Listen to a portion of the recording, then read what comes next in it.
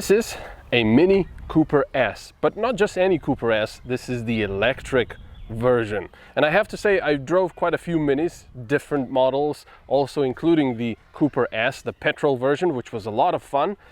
But I think that this beautiful color, and of course the entire electric Mini, is probably right now my favorite.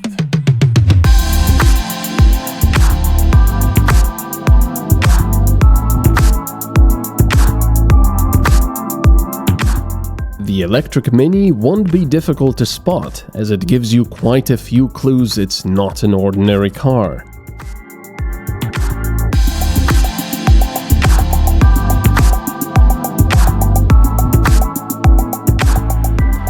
So obviously this has an electric engine only. It's got 135 kilowatts of power, and well, I would love to show you the motor underneath, but I think that's a bit of a problem, because for some reason they decided to cover everything. Otherwise, it's usually quite interesting seeing these electric motors and all the lines and cables going around. But anyway, 135 kilowatts for such a small car, 270 Newton meters of torque, which is plenty to get this car from 0 to 100 kilometers per hour in 7.3 seconds. And considering it's mostly meant as a city car, that's quite good. Right at the back, you can feast your eyes on the little electric badge, so you know that it's an electric car. Also the Brexit lights, which currently do not have any tariffs on them. And also, because this is a Mini, it's got a mini trunk. I'll be honest, there's not a lot of space. We barely got any of our equipment in here. But there's also another thing. Underneath here are all the cables for your charging of the car. And of course, the problem with this is, if you're impatient like me and you coil it up not perfectly, well, it's gonna have a bit of trouble closing. So, oh well.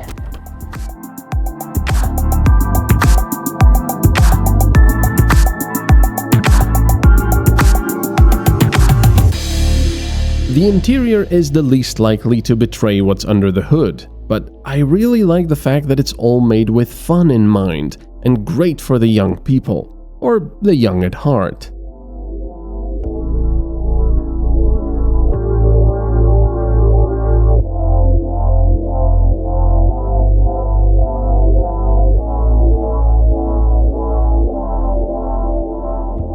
I hope Mini will never stop with the little details which make it so interesting.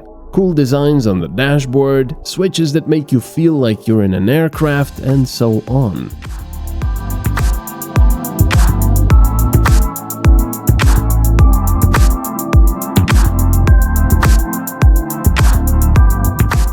When it's time to go, you press the start switch and nothing. It's all quiet because it's electric.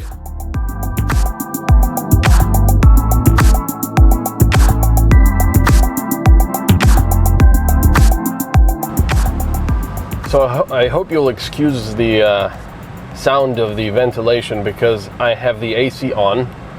It's getting pretty darn hot outside. It's only June, although it could be worse, so I'm kind of thankful for that. It's 28 degrees outside. I know that doesn't seem like a lot, but I like cold weather more than hot weather, and it's going to get a lot hotter. 10 degrees more, probably. Anyway, enough babbling. Before I actually tell you how this car drives, I would like to tell you how it charges, because, well, I had a little bit of range anxiety right at the end. I was at about 14% battery, which is still plenty. It said I still had about 20 kilometers left.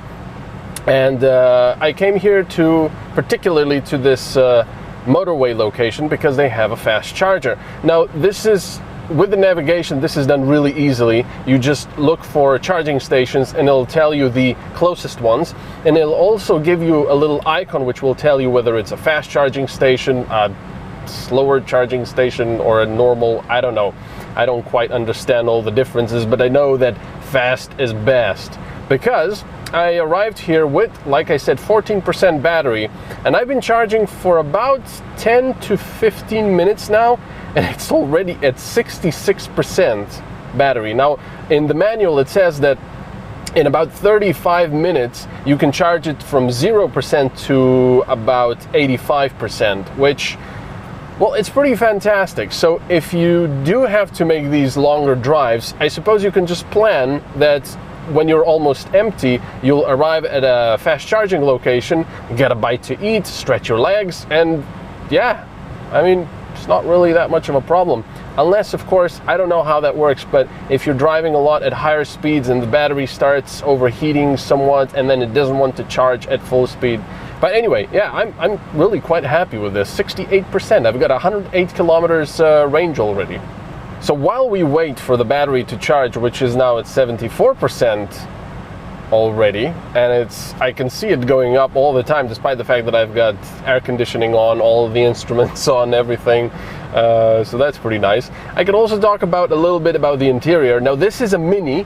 If you've driven a Mini before, you will know what this all is. It's got the automatic shifter, even though this is just a selector whether you're going forward, backwards, or you're parking. It's got all these cool flight-like controls and switches. I really like that. Everything feels very high quality. I do have to reiterate that. When you press stuff, it has a nice mechanical click. It's just very, very nice. And I like the interior. It's a little bit different. It's a little bit youthful, I suppose. There's a lot of little lights and sounds and jingles going on, which I think younger people especially will really appreciate. And I do too, because, well, I am a kid at heart. 76%. Instead of the normal instrument cluster, the analog one, you now have sort of an analog plus digital one. So there's a screen in the middle, which is obviously, you know, it's a digital screen, but on the other side, on the sides, you've got an analog instrument, but it doesn't look like it. They made it look like it's digital, and I really have to say, I love how it looks. It looks great, and it gives you the impression that the entire thing is just a digital display. I think they did a pretty darn good job with that. And like I said, I like everything else. It's a little bit different. It's definitely Mini with that windscreen ahead of you like that, and you know, the roof a little lower maybe. It's nice. Okay, so we're off. I've got 88% battery. Acceleration is one cool thing about these things, the electric cars. 120, 130, I'm already at the limit. So yeah, I mean, 7.3 seconds claimed to 100 kilometers per hour. I should really be saying kilometers, not kilometers, but okay. And yeah, it's really that instant torque. You've got torque whenever you want, at any point in time, anywhere. And that's the really cool thing about it. You could be going 30, you could be going 60, you could be going 90. And if you put your foot down, for example, now I'm going 60, put my foot down. Did you see that? I'm not playing here. It actually does press you right into the seat. And that's the really cool thing about electric cars, the instant torque. But the really nice thing, of course, I mean, another really nice thing about them is that they're just so quiet. I mean, everything pretty much you will hear is the tires on the road, not much else.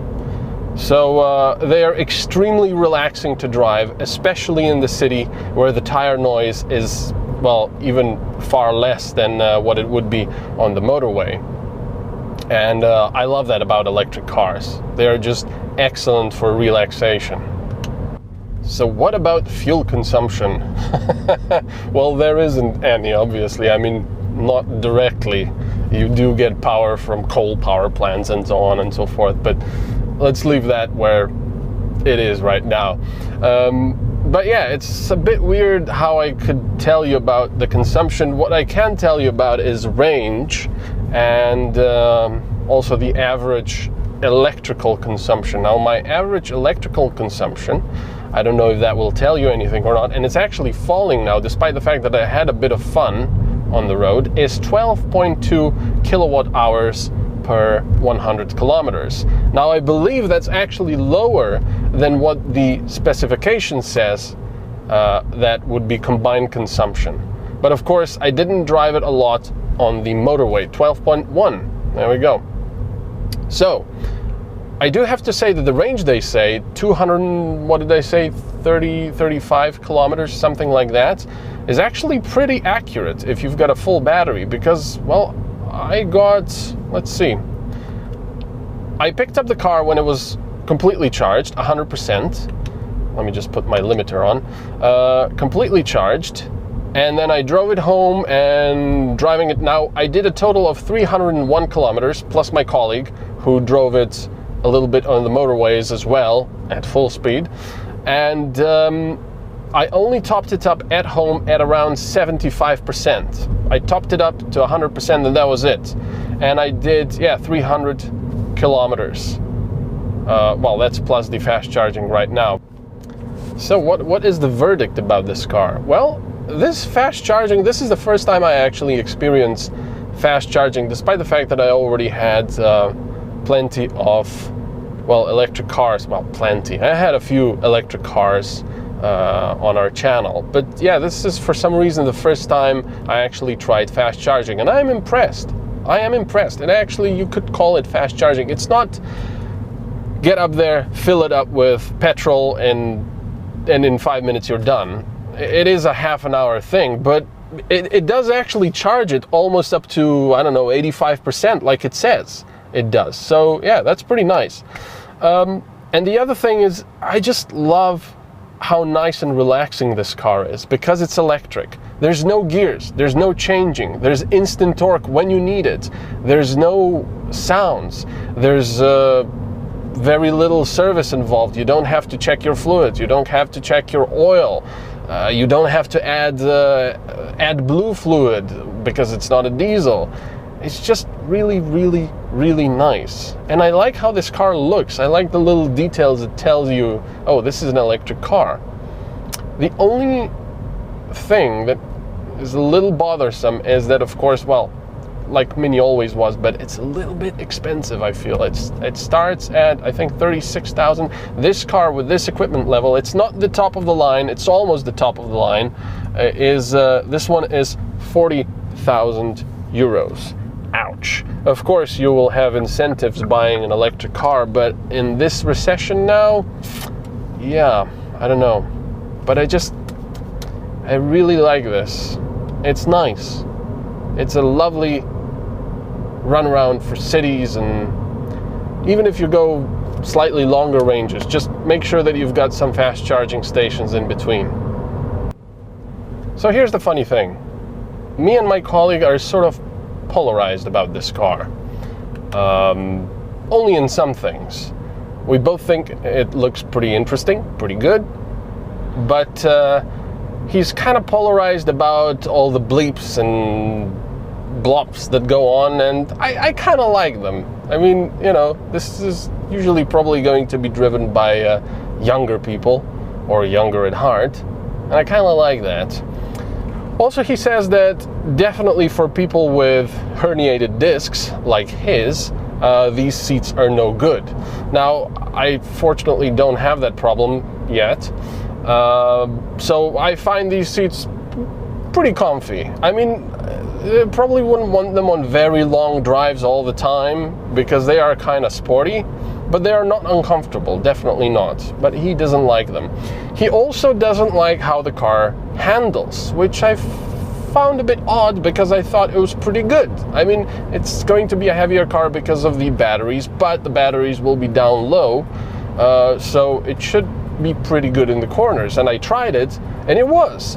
Yes, it does tend to understeer, but that's only because, well, when you push it in the corner, well, every car is going to understeer unless it's rear-wheel drive, and if it's all-wheel drive, well, that's what he drives. So I think that has something to do with it. But I don't know, I just find it fun.